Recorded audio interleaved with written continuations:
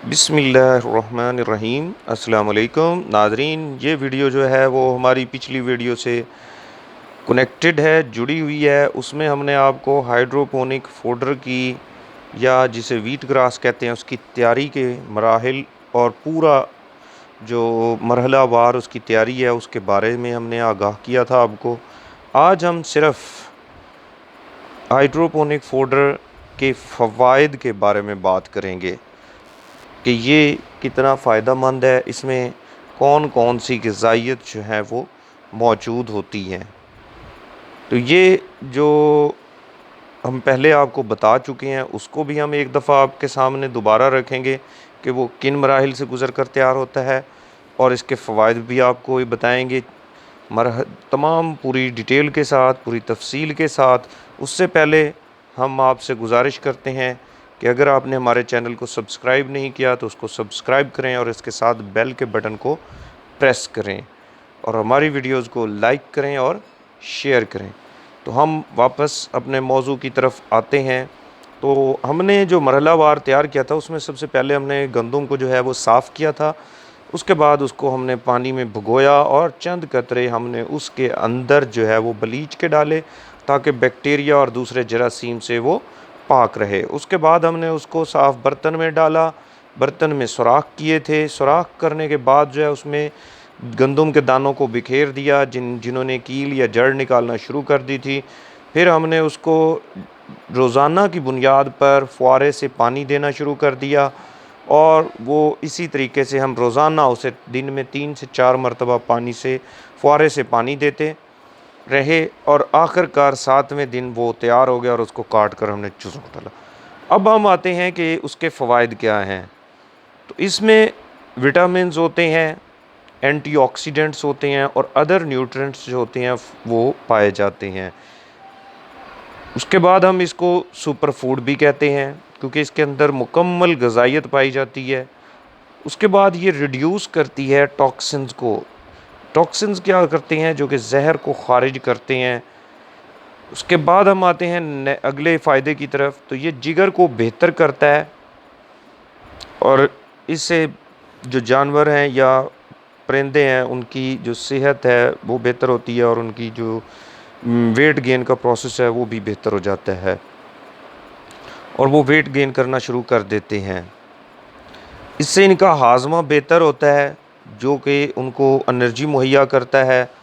इसके साथ साथ उनका मदाफ़ती निज़ाम भी बेहतर होता है और अगर इम्यून सिस्टम अच्छा हो तो परिंदे के ऊपर जो है बीमारियों का अटैक वो जो है कम होता है। नाज़रीन, इसके बाद हम आपको बताते हैं कि इसके अंदर potassium, fibre, vitamin A, vitamin C, vitamin E, vitamin K, vitamin बी6 पाया जाते हैं। इसके साथ इसमें आयरन, कॉपर, जिंक और मैग्नीशियम की भी मिकदार पाई जाती है। इसके साथ साथ हम आपको बताते हैं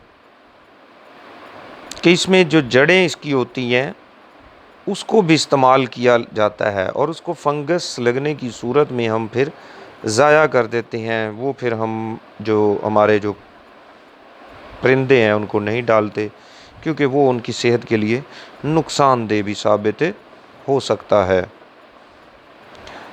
लेकिन सब्ज़ा हर हाल में इस्तेमाल हो सकता है। इसके साथ अब नेक्स्ट चलते हैं। तो जो सादा बीज है उसके मुकाबले में इसके अंदर जो ग़िज़ाइयत होती है वो बहुत ज़्यादा होती है। ये ग़िज़ा क्लोरोफिल से भी भरपूर होती है। उसके बाद ग़िज़ाइयत से भरपूर जो अगर हम अंडे या गोश्त हासिल करना चाहते हैं तो उसके लिए ज़रूरी है कि सादा गंदम की बजाय हम अपने परिंदों को जो है वो हाइड्रोपोनिक फोडर जो है वो खिलाएं। ये बीज से कहीं ज़्यादा ग़िज़ाइयत से भरपूर होता है और लज़ीज़ होता है। इसके साथ साथ हम आपसे ये भी शेयर करते जाएं कि ये जो इसके सब्ज़ जो पत्ते होते हैं इनको ग्राइंड करके पानी में मिलाकर भी परिंदों को जो है वो दिया जा सकता है क्योंकि ये भी ग़िज़ाइयत से भरपूर होता है। ये इनके अंदर क़ुव्वत मदाफ़ियत पैदा करता है, हीट स्ट्रेस को रिलीज़ करता है वगैरह वगैरह। उसके बाद आते हैं कि ये एक शानदार ग़िज़ा होती है जो कि किसी उम्दा किस्म की दावत से कम नहीं होती। तो इसलिए हमें चाहिए कि अपने परिंदों को के लिए इस किस्म के जो चारा है या हाइड्रोपोनिक फूडर जो है वो तैयार करें। और एक अहम बात हम यहाँ पर आपको बताते हैं कि जो ग़िज़ाइयत इसके अंदर मौजूद होती है वो जो हमारे आज़ाद परिंदे घूम रहे होते हैं वो भी हासिल नहीं कर पाते। क्यों? क्योंकि ये हम उनको बेहतर तरीके से उगाकर और उसके बाद उनको काट कर खिलाते हैं, और जो आज़ादाना परिंदे होते हैं वो उसमें अच्छी और बुरी तमाम चीज़ें खाते हैं, जिससे वो उस ग़िज़ाइयत के लेवल को नहीं पहुंच सकते जो कि हम उनको ख़ुद तैयार करके खिला सकते हैं। व्हीट ग्रास जो है ये मल्टी विटामिन इसमें होते हैं, इलेक्ट्रोलाइट होते हैं, अमाइनो एसिड होता है, मिनरल और दूसरे प्रोटीन भी इसके अंदर मौजूद होते हैं, जो कि परिंदों की सेहत के लिए, उनकी क़ुव्वत मुदाफ़त के लिए बहुत ज़्यादा ज़रूरी होते हैं। पहले भी हमने आपको बताया कि इसका मशरूब भी बनाकर हम परिंदों को इस्तेमाल कर सकते हैं। तो वो भी ये सारी चीज़ें जो भी मल्टीविटामिन्स, इलेक्ट्रोलाइट, अमाइनो एसिड्स और मिनरल और प्रोटीन से भरपूर होता है। ये इसलिए भी ज़रूरी है हाइड्रोपोनिक फूडर, क्योंकि ये इंतहाई सस्ता है। ये हमारी जो फ़ीड के ख़र्चे हैं उनको बहुत ज़्यादा कम कर देता है। इसकी जो जड़ें होती हैं वो ग़िज़ाइयत से भरपूर होती हैं।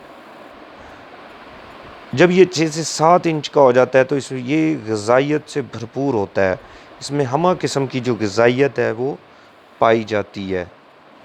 बस हमने जिन चीज़ों से इज्तनाब करना है वो ये है कि फ़ंगस ज़दा जो जड़ें हैं वो नहीं खिलानी, क्योंकि सब्ज़ हिस्से के अंदर फ़ंगस नहीं लगती, जड़ों में फ़ंगस लगने की चांसेस होते हैं। तो हमें उनसे इज्तनाब करना है।